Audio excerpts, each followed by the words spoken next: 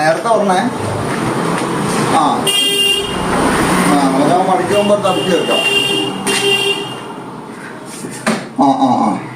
നീ ചോറുണ്ട് അവിടെ നിന്നോ, വീട്ടിൽ നിന്നോ, ഞാൻ അങ്ങോട്ട് വരാം, എന്നെ വിളിക്കാം കേട്ടോ. അവിടെ നിന്ന് ചോറ് കറി എന്താ? ചെമ്മീനും അയലയും. ഓക്കെ.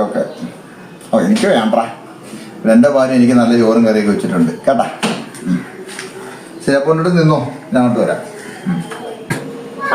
വന്നോ. ഒരു മിനിറ്റ് ഇപ്പൊ തരാം. ഒരു മുട്ടകൾ കുഴിച്ചോട്ടെ. ഓ, ഇതെന്താണല്ലോ? കുളിച്ചായിരുന്നോ?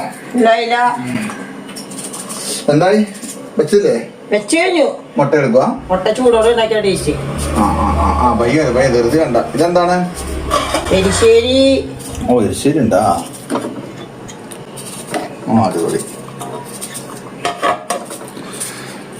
മുട്ടയും കൂടെ പൊരിച്ച ഓക്കെ അല്ലേ?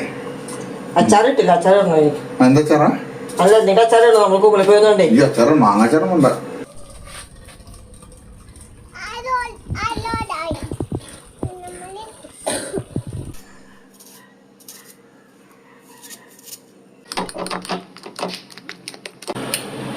എന്തായാലും മുട്ടയല്ലേ കൊടുക്കാൻ പറ്റൂ, ചിക്കനും വേറെ ഒന്നും കഴിക്കാൻ നമ്മളത് കളഞ്ഞത്. പകുതി മുട്ട അപ്പനും കൊടുക്കാം, ബാക്കി പകുതി പിള്ളേർക്ക് കൊടുക്കാം.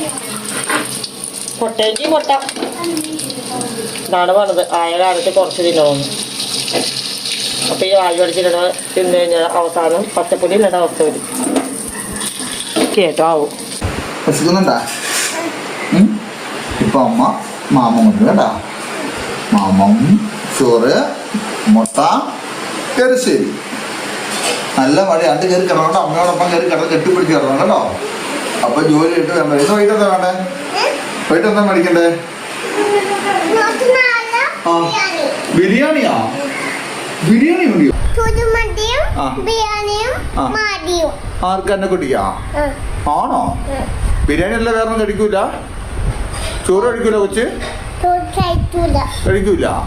ബിരിയാണിയും കുഴിമന്തിയും മാത്രമേ കഴിക്കൂ.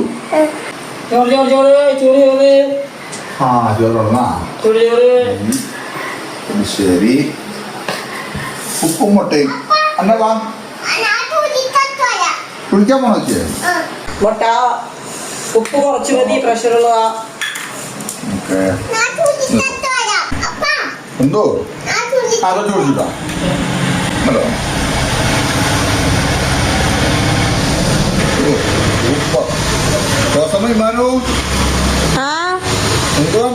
പിന്നെ വേണ്ടേ?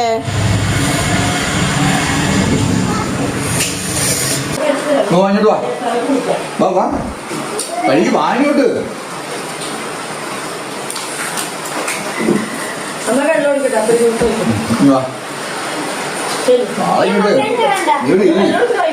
അപ്പോഴേക്കും കഴിച്ചോ.